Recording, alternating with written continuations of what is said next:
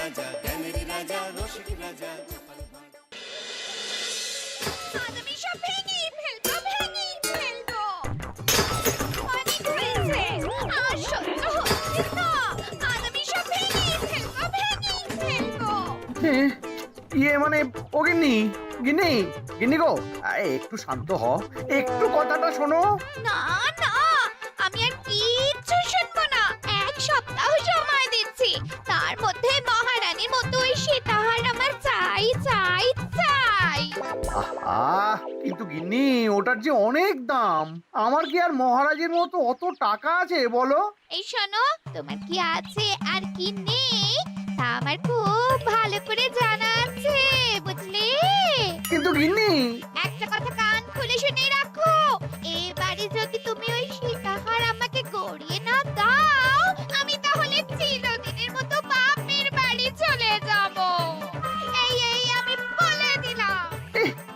আচ্ছা ফাঁপড়ে পড়লাম আমি, কি যে করি। দূর, আর ভালো লাগে না।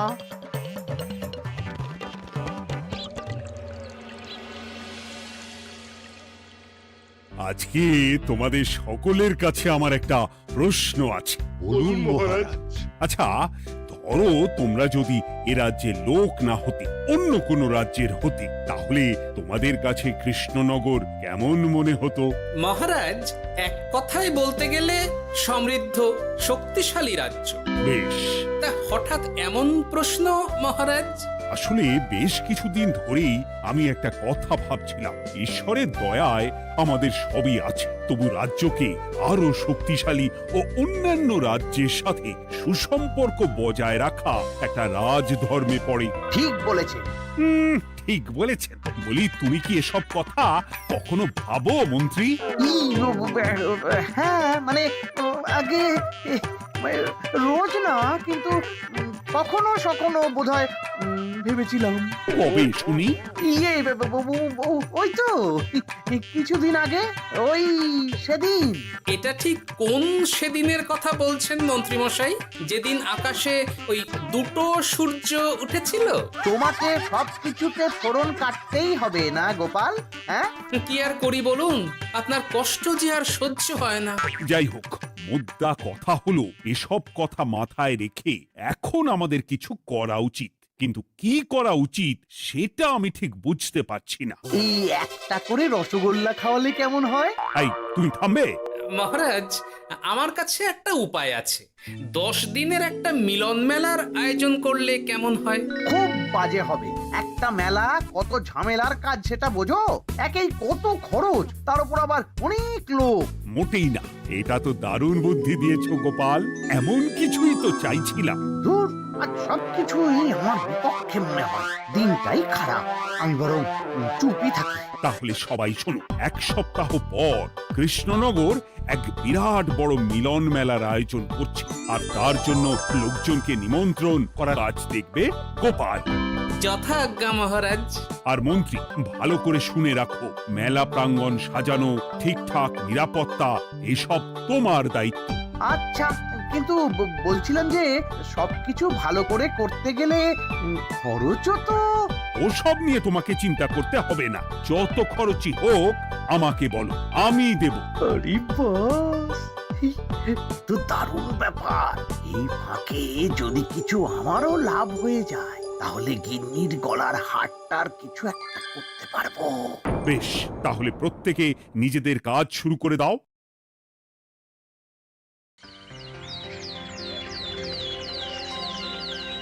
শোনো শোনো শোনো, 1 সপ্তাহ পর কৃষ্ণনগর মেলা প্রাঙ্গণে অনুষ্ঠিত হতে চলেছে 10 দিন ব্যাপী মিলন মেলা। সকল গ্রামবাসীকে এই মেলায় আসার জন্য আমন্ত্রণ জানানো হচ্ছে। শোনো শোনো শোনো।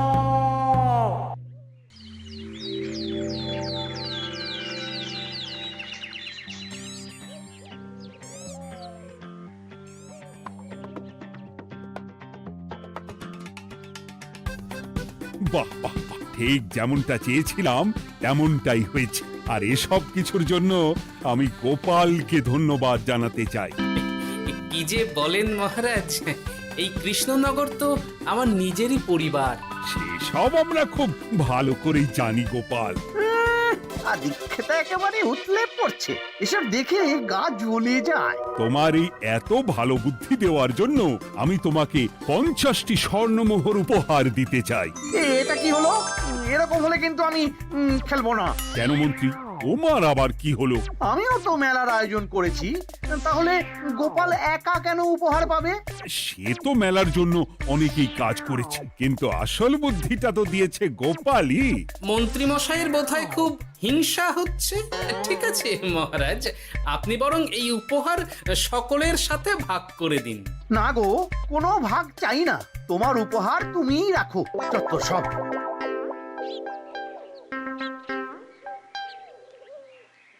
আমার কি এত খারাপ দিন এসেছে নাকি যে আমাকে গোপালের থেকে পুরস্কার নিতে হবে? অনেক হয়েছে। না না না, এবার আমাকেই কিছু ভাবতে হবে মনে হচ্ছে।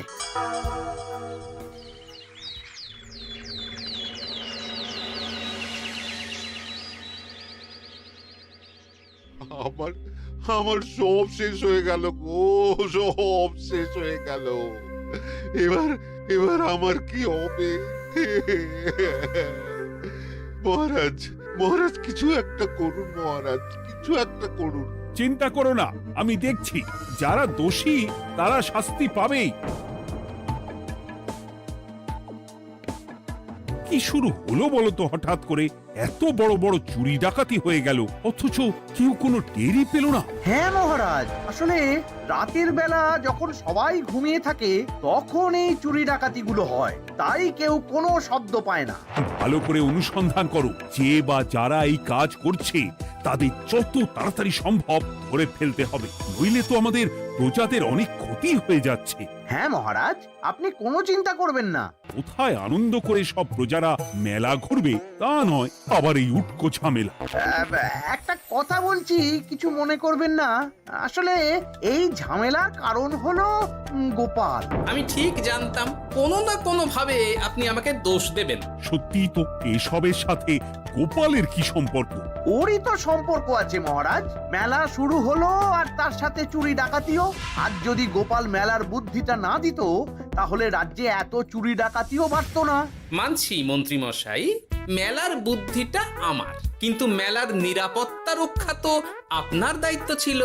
যদি মেলা থেকেই এই ঝামেলা শুরু হয় তাহলে তো আপনার কাজেও ফাঁক আছে। মুখ সামলে কথা বলো গোপাল। আহ, তোমরা একটু থামবে? এখন নিজেদের মধ্যে ঝামেলা করার সময় নয়। সবাইকে একসাথে কাজ করে আসল চোর ডাকাতদের ধরতে হবে, তারপর বোঝা যাবে কার দোষ ছিল আর কার নয়। আগে মহারাজ।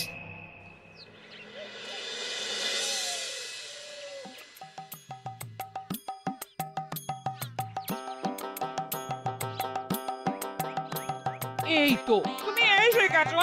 তাড়াতাড়ি মুখ হাত ধুয়ে বসো, তোমার জন্য একটা জিনিস এনেছি। বলো কি জিনিস? আরে আরে একটু অপেক্ষা করোই না, আমি আনছি। হ্যাঁ বেশ, আনো তাহলে। এই নাও, খাও। মিষ্টি দই। হ্যাঁ গো, খেয়ে দেখো তো কেমন।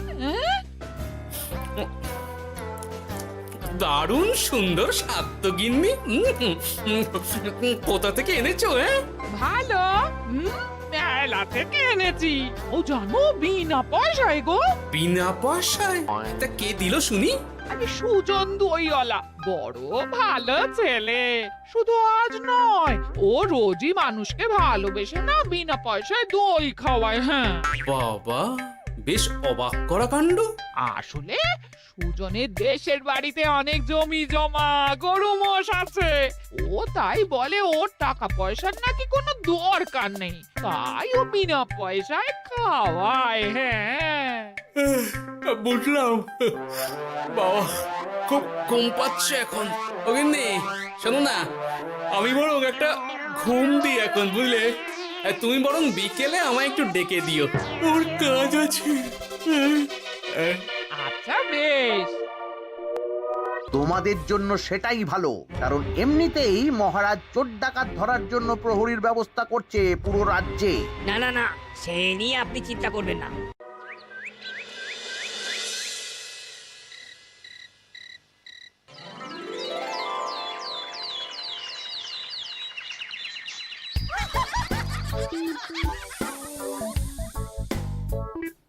কই গো, ওরে আর কতক্ষণ ঘুমোবে?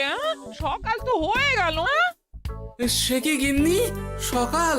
তোমাকে যে আমি কতবার বললাম আমাকে বিকেলে ডেকে দেবে। তা বলি কবেকার বিকেল? গতকালে না আজকে? তা তোমার বুদ্ধিতে কি বলে গিন্নি? আমার বুদ্ধি নিয়ে কথা বলো, আগে নিজের ঘুমকে দেখো।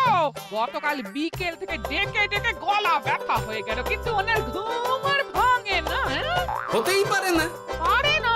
ওদিকে কাণ্ড দেখো, রাতের খাবার পর্যন্ত পড়ে আছে। হ্যাঁ, আজব কাণ্ড। যাই হোক, অনেক দেরি হয়ে গেছে বুঝলে, আমাকে এক্ষুনি রাজসভার জন্য বেরোতে হবে।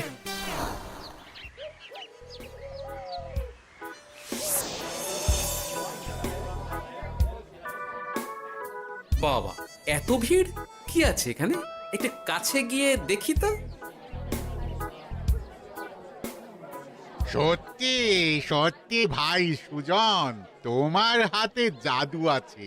এত সুন্দর মিষ্টি দই, এ স্বাদ ভোলার নয় ভাই। আচ্ছা, তাহলে এই হলো সুজন দইওয়ালা। ভালো মিষ্টি দই আছে, নেবে নাকি গো? পয়সা লাগবে না। জানি তো, সত্যি দারুণ স্বাদ এই দইয়ের। আমি খেয়েছি তো। তবে আজ নেব না গো, কাল এসে নিয়ে যাব। আচ্ছা আচ্ছা আচ্ছা।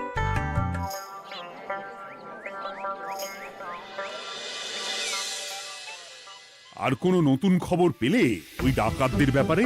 না মহারাজ, এখনো ঠিক ধরতে পারিনি।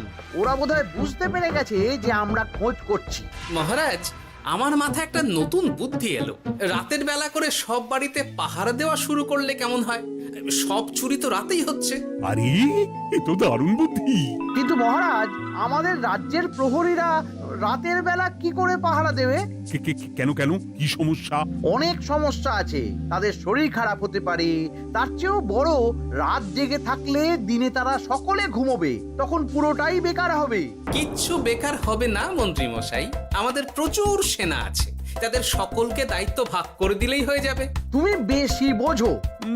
গোপাল তো কিছু ভুল বলেনি মন্ত্রী, আমরা পাহারা বাড়াবো। আমি আজই সব সেনাদের সাথে কথা বলছি। সেনাপতি, তুমিও এই ব্যাপারটা একটু দেখো। যথাজ্ঞা মহারাজ।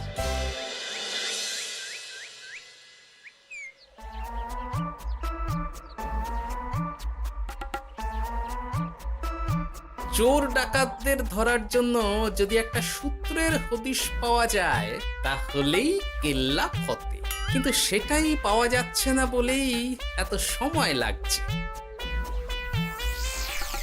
আরে, ওটা মন্ত্রী মশাই মনে হচ্ছে না? আড়ালে দাঁড়িয়ে এরকম কার সাথে কথা বলছে? এবার আমি যা বলছি ভালো করে শোনো। আজ রাতে মেলার পিছনের দিকে যে মাঠটা আছে সেখানে চলে এসো। বাকি কথা ওখানেই হবে। এই জায়গা নিরাপদ নয়। বেশ রহস্যজনক ব্যাপার। মেলার পিছনের মাঠ বলল না? রাতে আমাকেও দেখতে হবে কি হয় সেখানে।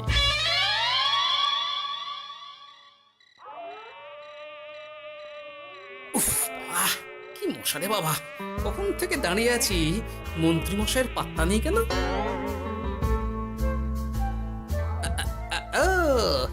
ওই তো চলে এসেছে। এই যে আমার সোনার হাটটা কই? হ্যাঁ, পই পই করে বলেছিলাম আমার ওটা চাই। আগে কি আর বলি বলুন তো, ওই হারটা আমাদের দলের প্রধানের খুব পছন্দ হয়ে গেছে, তাই কোনোভাবেই ওটা দিতে পারলাম না। কি এত বড় সাহস! আমার বলার পরেও তুমি এরকম করলে? বড় ভুল হয়ে গেছে মন্ত্রী মশাই, এবারের মতন ক্ষমা করে দিন, আর হবে না, এই কথা দিচ্ছি। তোমাদের জন্য সেটাই ভালো, কারণ এমনিতেই মহারাজ চোর ডাকাত ধরার জন্য প্রহরীর ব্যবস্থা করছে পুরো রাজ্যে। না না না, সে নিয়ে আপনি চিন্তা করবেন না। আমাদের ধরা পড়ার কোনো সুযোগই নেই, কারণ যে পরিমাণ ওষুধ আমি আমার দইতে মিশিয়ে দিই সেটা একবার যে খাবে মরার মতন ঘুমোবে। বাহ বাহ বাহ, সে তো খুব ভালো। করো করো। তার কোনো নতুন খবর পেলে? মেলা তো শেষের দিকে। হ্যাঁ পেয়েছি, পাশের গ্রামের বলরাম নামে এক বড় মহাজন আছে। পরশু তার মেয়ের বিশাল ধুমধাম করে বিয়ে। শেষ একটা বড় দান মারতে পারলেই আপনার আমার দুজনেরই শান্তি। আচ্ছা, এই ব্যাপার তাহলে হ্যাঁ? এসব কিছুর পেছনে মন্ত্রী জড়িত। এইবার বুঝতে পারছি কেন রাতের পাহারাতে ওনার এত আপত্তি ছিল। কিন্তু ওই লোকটা কে? ঠিক আছে, এখন যাও, একটু সাবধানে কাজ করো আর আমার পাওনাটা ঠিকঠাক দিও, কেমন? সে কি সুজন দইওয়ালা? এবার আমার কাছে পুরো ব্যাপারটা পরিষ্কার হয়ে গেছে। না, কালই মহারাজকে সব জানাতে হবে, আর এদের হাতে নাতে ধরার জন্য একটা উপায় ভাবতে হবে।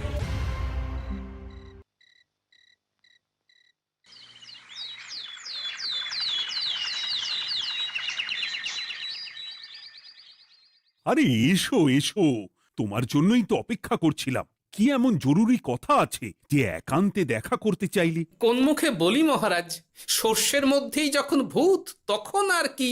মানে একটু খুলে বলো তো কি হয়েছে? আমাদের রাজ্যের এই এত বড় বড় চুরি ডাকাতির পিছনে কারা আছে সেটা আমি জানতে পেরে গেছি মহারাজ। হ্যাঁ, এ তো দারুণ খবর। তাহলে আমরা এখানে কি করছি? এখনই তাদেরকে গিয়ে বন্দি করি? না মহারাজ, আমাদের হাতে কোনো প্রমাণ নেই, তাই ওইভাবে বন্দি করতে পারবেন না। কেন বলো তো, কারা আছে পেছনে? সেটা আপনি নিজের চোখেই দেখে নেবেন পরে। তবে এটা জানিয়ে রাখি, আমাদের মন্ত্রী মশাইও যুক্ত আছেন। কি? আমাদের মন্ত্রী? এত বড় বিশ্বাসঘাতকতা! আমি এখনই নিজের হাতে ওকে বন্দি করতে চাই। না না না না মহারাজ, সেটা করলে বাকি ডাকাতদের ধরতেই পারবেন না। তাহলে উপায়? আমি জানতে পেরেছি এই ডাকাতদের পরের নিশানা হলো পাশের গ্রামের বলরাম মহাজনের বাড়ি। বলরাম মহাজন? কাল তোর মেয়ের বিয়ে, আমাদেরও তো নিমন্ত্রণ আছে সেখানে। তাহলে তো আরোই সোনায় সোহাগা। শুনুন মহারাজ, আমার মাথায় দারুণ এক বুদ্ধি এসেছে। সে কি? হ্যাঁ, আপনি কোনো চিন্তা করবেন না, আমি শুধু যা বলছি সেটা করুন, বাকিটা আমি সামলে নেব। তবে দেখবেন যেন মন্ত্রী মশাই এসবের কিচ্ছুটি টের না পায়। বেশ বেশ বেশ।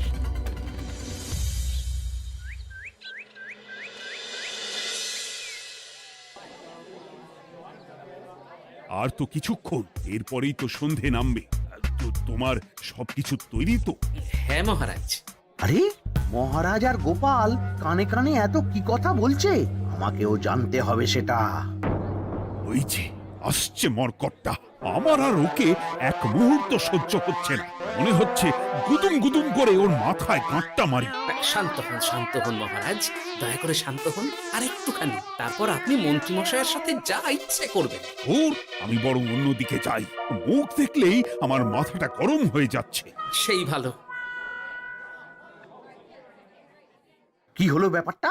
যাই হোক, আর তো কিছুক্ষণ, তারপর আমার বিশাল লাভ হবে। বরং ততক্ষণ আমি পেট পুজো করি।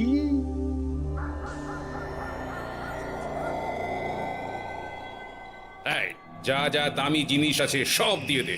এই তো খেলা শুরু। এবার আর আমায় পায় কে? ও বাবা, এরা আবার কারা? সত্যি গোপাল দারুণ চাল চেলেছে। এই তোমরা এখানে কি করতে এসেছো? কেন, তোমরা যা করতে এসেছো? ডাকাতি? এমন তো কোনো কথা ছিল না। কার দলের লোক তোমরা? মন্ত্রী মশাইয়ের দলের লোক। এই রে, কি বলছে সব? কোথায় কোথায়? এই মন্ত্রী মশাই, এই কি বলছে এরা? আপনি দু নৌকোয় পা দিয়ে চলছে, আমরা থাকতে আপনি আরো এক ডাকাতের দলের লোককে ডেকেছেন। কি মন্ত্রী? শেষে কিনা তুমি? কি খেয়েছে রে, আর বোধহয় বাঁচতে পারবো না। কই, চুপ কেন? বলুন, মন্ত্রী মশাই সোনার হার ডাকাতি করে আপনাকে দেওয়ার জন্য এখানে ডেকেছেন। কি সোনার হার আমাকেও তো একই কথা বলেছে। আপনি আমাদের থেকে খবর নিয়ে অন্য দলকে কাজ দিয়েছেন। এই না না, মিথ্যে কথা। কিসের মিথ্যে? আপনি ছাড়া তো আর কেউ জানতো না এখানের কথা। না গো, আমি শুধু তোমাদেরকেই কাজ দিয়েছি একদম শুরু থেকে। আর কোনো ডাকাতের দলকে আমি চিনি না, আমি তো নিজেই প্রথম শুনছি। মন্ত্রী, লজ্জা করে না তোমার? তুমি আমার প্রজাদের এইভাবে ঠকাচ্ছিলে। ইয়ে মানে মহারাজ, আমি আসলে অনেক হয়েছে মন্ত্রী মশাই, আপনি ধরা পড়ে গেছেন। প্রহরী, বন্দি করো সবাইকে, আর মন্ত্রীকেও। আমাকে ক্ষমা করে দিন মহারাজ, আমি ইচ্ছা করে এটা করিনি। আসলে আমার গিন্নি কদিন ধরেই মহারানীর সীতাহারের মতো দেখতে হার বায়না করেছে। তার জন্য তুমি নিজেদের লোকেদের থেকেই চুরি করবে? আর কি করব বলুন, এক সপ্তাহের মধ্যে হার না দিলে বাড়ি ছেড়ে চলে যাবে বলেছে। তাই আমি এখন আপনি যেটা করেছেন সেটা যদি আপনার গিন্নি জানতে পারে তাহলেও বাড়ি ছেড়ে চলে যাবে। শাস্তি তো তোমাকে পেতেই হবে মন্ত্রী। আয়, কে আছো? শোনো, মন্ত্রীকে মুখে কালি মাখিয়ে গাধার পিঠে বসিয়ে সারা রাজ্য ঘোরাও, এটাই ওর যোগ্য শাস্তি। আর গোপাল, তোমার বুদ্ধির প্রশংসা করতেই হয়। তোমার পুরস্কার আমি কাল রাজসভায় দেব। দূর দূর, জীবনে বিয়ে করাই ভুল হয়েছে আমার।